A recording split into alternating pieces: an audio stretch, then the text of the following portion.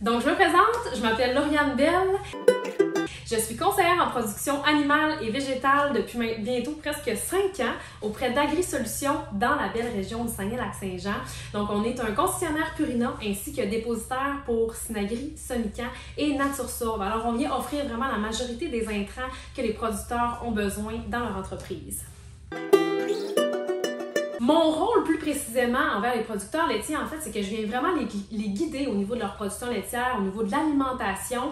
C'est certain qu'un conseiller en production animale va souvent être le conseiller le plus impliqué dans l'entreprise. Donc, oui, on vient les guider au niveau de l'alimentation, mais on vient aussi toucher à tout ce qui est au niveau du bien-être animal, des bâtiments, des finances de l'entreprise, de la reproduction, de la santé des animaux. Donc, c'est vraiment un tout. Et évidemment, il y a aussi le côté végétal que je viens couvrir. Je vous dirais que souvent, on est les conseillers sur qui un peu reposent les performances laitières, les performances de l'entreprise. Donc, on est des personnes très impliquées. Qu'est-ce que j'aime le plus dans mon métier? Il y a beaucoup de choses que j'aime. D'ailleurs, évidemment, je suis passionnée d'agriculture depuis mon jeune âge. Je suis née sur une ferme. Je travaille toujours sur la ferme familiale, évidemment. Donc, pour moi, d'avoir le côté agricole, qui est ma passion depuis toujours, et le côté humain, c'est vraiment le meilleur des deux mondes. Et c'est mon emploi, tout simplement. Je vous dirais aussi que de faire partie de la solution des entreprises, c'est ultra gratifiant. Donc, je reviens chez nous le soir, j'ai l'impression d'avoir aidé les producteurs. J'apporte une aide réelle au niveau des producteurs laitiers dans la région. Donc, c'est vraiment, vraiment gratifiant. En plus que c'est un emploi où est-ce qu'il y a beaucoup de flexibilité. C'est moi qui bâtis mon propre horaire. Donc, pour vrai, pour moi, c'est le meilleur des deux mondes, cet emploi-là. Qu'est-ce que j'aime le moins? C'est une question très difficile à répondre, mais je vous dirais que c'est tous les préjugés qui entourent mon emploi, mon rôle en tant que conseillère. Il y a de ça quelques années, c'était vraiment vu comme plus de la vente, mon métier. Aujourd'hui, l'agriculture a changé, les technologies ont changé.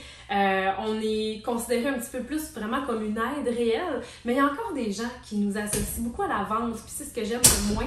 Oui, on vend des produits, on offre des produits, mais au-delà de ça, on veut surtout que les producteurs réussissent, qu'il y ait du succès dans leur entreprise, parce que sans eux, on ne serait pas là. Donc, vraiment, notre rôle, c'est évidemment de les aider. Et si je pouvais enlever tous les préjugés qui entourent mon métier, je serais contente. Comment est-ce que je trouve ma place dans ce milieu d'hommes? Je vous dirais que j'ai toujours senti que j'avais ma place. Je me suis jamais sentie inférieure parce que j'étais une femme. C'est certain que la majorité des gens dans la région me connaissaient déjà, étant donné que je suis issue du monde agricole, j'ai toujours été une passionnée. Donc, ils se sont habitués à moi là, dès mon jeune âge. Fait que je pense que j'ai toujours eu ma place, mais c'est certain que j'ai déjà... Tu sais, il y a toujours des commentaires là, comme « Ah, t'es trop belle pour être dans le domaine agricole, ça se peut pas, tout ça. » Mais ça, je vous dirais, c'est souvent des gens plus de l'extérieur qui connaissent un petit peu moins le domaine agricole ou des gens à l'extérieur de la région. Fait que, mis à part ça, je vous dirais que j'ai toujours été une personne professionnelle, passionnée, ça se ressent. Et je pense que j'ai fait mes preuves là, dans le domaine. Puis c'est certain qu'il faut avoir les reins solides, comme on dit. Il faut être une personne avec du caractère, qui a une certaine confiance en soi. Ça fait partie un petit peu là, de la game. En dehors de ma passion agricole, de ma passion envers l'agriculture, c'est certain que j'ai des loisirs. J'ai d'ailleurs une entreprise personnelle depuis 2019 et c'est une entreprise qui m'a beaucoup aidée dans mon cheminement personnel, mais aussi dans mon cheminement en tant que conseillère agricole, qui m'a aidée au niveau de ma confiance en moi, qui m'a beaucoup aidée aussi au niveau de mon développement personnel. Donc, dans mes temps libres, je développe mon entreprise personnelle à travers tout ça et je suis aussi une personne qui adore voyager. Donc, dans les 2 dernières années, j'ai fait plus de 12 voyages. C'est certain que quand j'ai un petit temps libre, j'essaie de partir à l'aventure. Ce serait peut-être fou de penser je pense qu'on aimerait tous contrôler en fait les prix du marché, contrôler la météo, mais je pense que mon métier serait beaucoup trop facile si on pouvait tout contrôler, on s'entend, mais là on parle de baguette magique, donc pourquoi pas.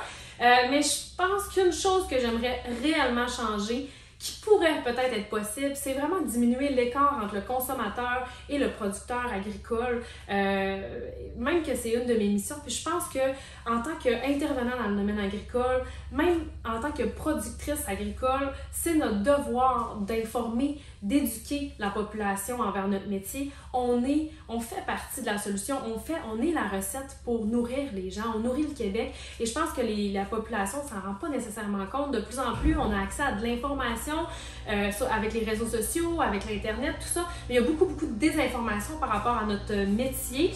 Et j'aimerais vraiment réduire l'écart entre le producteur et le consommateur, puis pouvoir éduquer la population sur notre métier, sur les réalités du métier aussi, évidemment, parce que je pense que les gens ne se rendent pas compte à quel point ça peut être complexe, l'agriculture.